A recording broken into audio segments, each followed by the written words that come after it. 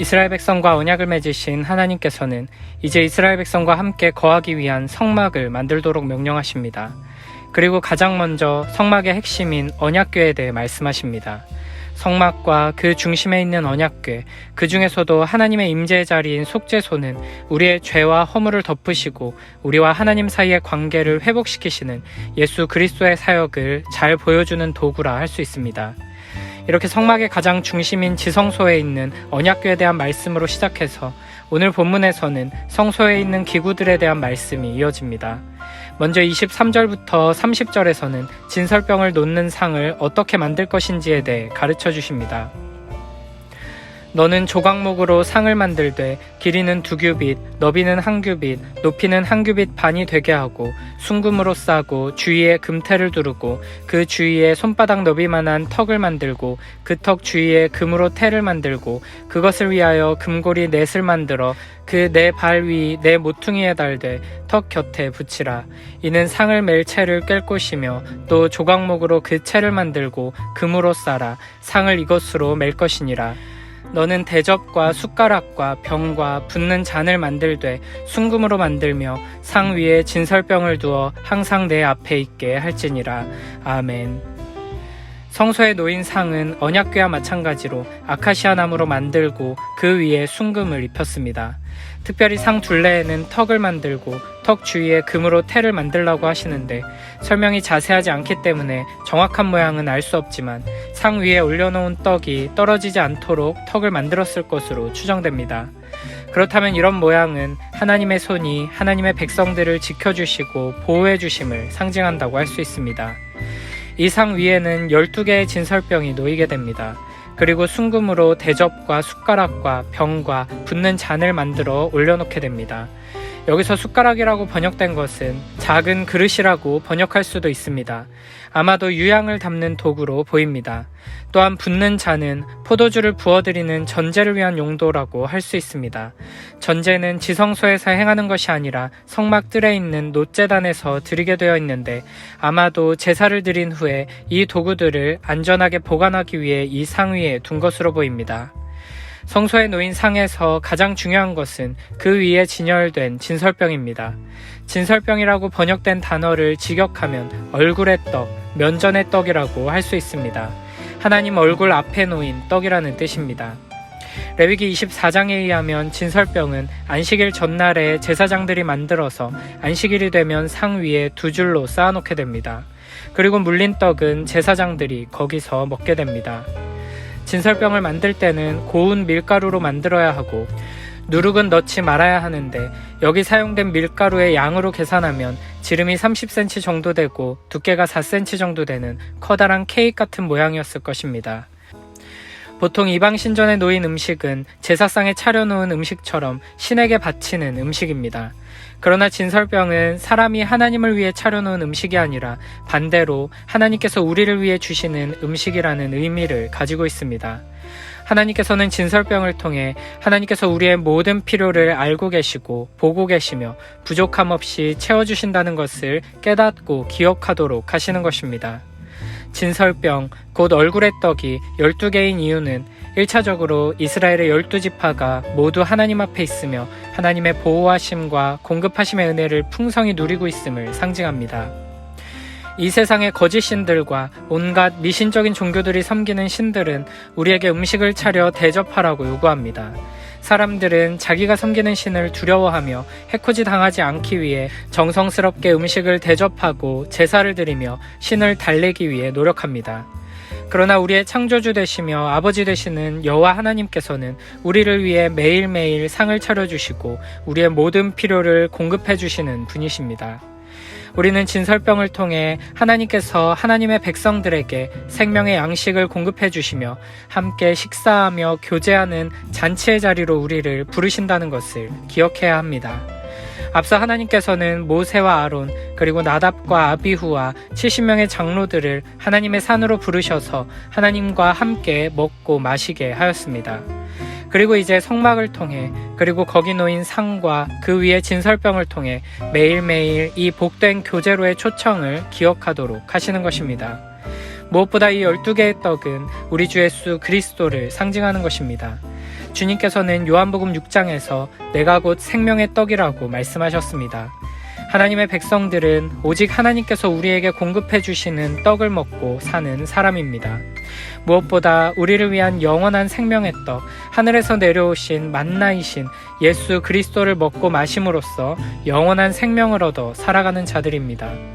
그러므로 우리는 진설병을 통해 우리의 생명의 떡이신 예수 그리스도를 바라보며 우리에게 진정 필요한 것이 무엇인지를 돌아봐야 할 것입니다. 우리는 지금 먹을 것이 없는 것, 집이 없고 차가 없고 돈이 없는 것이 문제가 아닙니다. 우리의 육체를 위한 유한한 이 땅의 양식이 문제가 아닌 것입니다. 우리에게 진정으로 필요한 것, 우리가 참으로 간절히 원하며 추구해야 할 것은 하늘로부터 내려오는 영원한 생명의 양식이신 우리 주 예수 그리스도, 곧 하나님의 말씀입니다. 요한복음 6장 35절에서 우리 주님께서는 이렇게 말씀하십니다.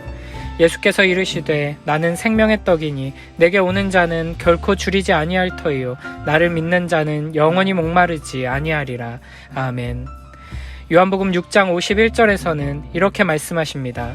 나는 하늘에서 내려온 살아있는 떡이니 사람이 이 떡을 먹으면 영생하리라. 내가 줄 떡은 곧 세상의 생명을 위한 내 살이니라 하시니라. 아멘. 하나님께서는 이스라엘 백성의 광야 40년 생활 동안 신실하게 하늘에서 만나를 공급해 주셨고 반석에서 물을 내어 마시게 하신 것처럼 우리의 모든 필요를 다 아시고 신실하게 공급해 주시는 분이십니다. 진설병이 언제나 성소의 상위에 놓여 있었듯이 하나님께서는 언제나 우리의 필요를 아시고 우리의 필요를 채워주십니다. 그 하나님을 신뢰하며 구약시대에 오직 제사장들만 참여할 수 있었던 그 특권, 하나님의 상에 하나님과 함께 앉아 하나님께서 공급해 주시는 떡을 먹고 잔을 마시며 하나님과 동행하는 이 특권을 마음껏 누리며 살아가는 복된 우리 모두가 되길 축복합니다. 이어서 31절부터 40절에서는 등잔대에 대해 말씀하십니다.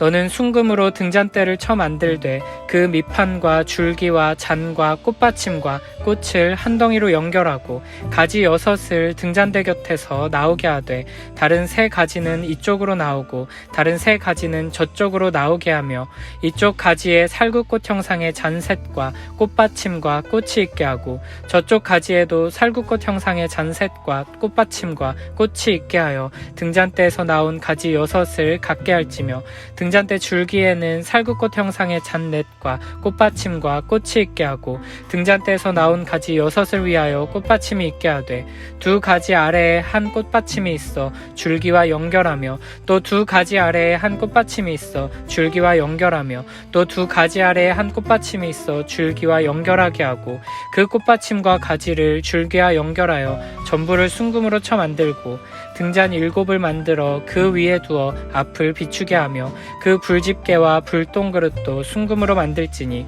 등잔대와 이 모든 기구를 순금 1달란트로 만들되 너는 삼가 이 산에서 내게 보인 양식대로 할지니라. 아멘. 하나님께서는 성소에 들어갈 등잔대를 순금으로 만들라고 명령하십니다. 등잔대의 길이와 넓이는 자세하게 말씀하지 않으셨지만 등잔대를 어떤 모양으로 만들고 어떤 장식으로 꾸며야 하는지에 대해서는 자세히 말씀하셨습니다. 등잔대는 가운데 큰 줄기가 있고 양쪽으로 3개씩 가지가 뻗어 있는 모양으로 만들어야 하며 각 가지마다 살구꽃의 꽃받침과 꽃의 모양을 정교하게 넣을 것을 지시하십니다. 이 외에도 등대의 불을 점검하기 위해 사용되는 집게와 그릇도 순금으로 만들라고 하셨습니다. 우리가 주목할 것은 등잔대의 모양이 살구나무의 모양이라는 것입니다. 등잔대의 장식에는 싹이 나고 꽃이 피고 열매가 맺는 3단계가 모두 표현되고 있습니다. 이와 같은 등잔대의 모양과 장식을 통해 하나님께서는 생명을 주시는 분이심을 드러내고 있습니다. 많은 학자들이 민수기 17장에 등장하는 아론의 쌍난 지팡이와 성소의 순금 등대를 연결합니다. 아론의 쌍난 지팡이에서는 살구나무 싹이 나고 꽃이 피고 열매가 맺혔습니다. 이를 통해 하나님께서는 모세와 아론에게 지도자로서의 권위를 주셨음을 모두가 알게 하셨습니다. 오직 여호와 하나님만이 생명의 원천이심을 드러내는 상징을 통해 모든 권위가 하나님께로부터 나온다는 것을 알고 순종하게 하시는 것입니다. 또한 이 등잔대는 에덴 동산에 있던 생명나무를 떠올리게 합니다. 하나님께서는 생명나무를 통해 오직 하나님만이 생명의 근원이라는 사실을 가르쳐 주셨습니다. 그러나 죄로 말미암아 에덴 동산에서 쫓겨난 인간은 더 이상 생명의 근원이신 하나님을 상징하는 이 생명나무를 볼 수 없게 되었습니다. 그래서 하나님의 임재로 충만한 성소 안에 순금으로 만든 등잔대를 에덴 동산의 생명나무와 같은 역할로 세우셔서 그 모든 생명의 근원이시며 우리에게 생명을 주시는 여호와 하나님을 바라보게 하시는 것입니다. 무엇보다 등잔대의 가장 중요한 역할은 어두운 성소를 밝게 비추는 것입니다. 성소는 4겹의 천들과 가죽으로 덮여 있었고 창문이 없었기 때문에 빛이 전혀 없는 암흑의 공간이었습니다. 이 어두운 공간을 비추는 유일한 빛이 등잔대에서부터 나오는 것입니다. 그래서 하나님께서는 제사장들에게 성소에 있는 등잔대의 불이 꺼지지 않게 하라고 명령하셨습니다. 성소의 등잔대 불이 꺼지지 않는 것은 하나님과 이스라엘 백성 사이에 회복된 관계가 계속 이어진다는 것을 보여줍니다. 이렇게 성소에 있는 등잔대는 영원한 생명의 근원이시며 우리에게 생명을 베풀어 주시는 하나님을 상징하며 영원한 빛이시며 우리에게 빛을 비춰주시는 하나님을 상징합니다. 시편 27편 1절에서 다윗은 이렇게 고백합니다.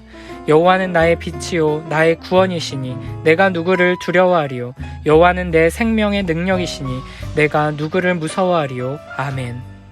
36편 9절에서는 진실로 생명의 원천이 주께 있사오니 주의 빛 안에서 우리가 빛을 보리이다 라고 고백합니다. 하나님은 참으로 빛과 생명의 근원이시며 빛과 생명을 우리에게 주시는 분이시고 빛과 생명 그 자체이십니다. 요한일서 1장 5절에서는 이렇게 말씀하십니다. 우리가 그에게서 듣고 너희에게 전하는 소식은 이것이니 곧 하나님은 빛이시라. 그에게는 어둠이 조금도 없으시다는 것이니라. 아멘. 이제 우리는 성소의 등잔대를 통해 빛과 생명이신 우리 주 예수 그리스도를 바라봐야 합니다. 요한복음 1장 4절에서는 그 안에 생명이 있으니 이 생명은 사람들의 빛이라 라고 말씀하십니다. 그리고 요한계시록 21장 23절에서는 우리의 영원한 등대가 되시는 예수님을 만나게 됩니다. 그 성은 해나 달의 비침이 쓸데없으니 이는 하나님의 영광이 비치고 어린 양이 그 등불이 되심이라. 아멘. 빛과 생명이신 우리 주 예수 그리스도께서 이제 우리를 이 어두운 세상의 빛과 생명으로 부르십니다. 우리를 세상의 빛이라 부르시고 우리 빛을 사람에게 비추라고 명령하신 그 말씀을 기억하며 우리는 주님 앞으로 더욱 부지런히 나아가야 할 것입니다. 하나님의 말씀에 순종하며 하나님의 영광을 드러내는 참된 예배자의 삶의 시작은 하나님께서 우리에게 차려주신 상에 앉아 먹고 마시며 그 은혜를 누리는 데서부터 시작하며 하나님께서 비춰주시는 빛 가운데로 나아가 그 영원하고 충만한 생명을 누리는 데서부터 시작하는 것입니다.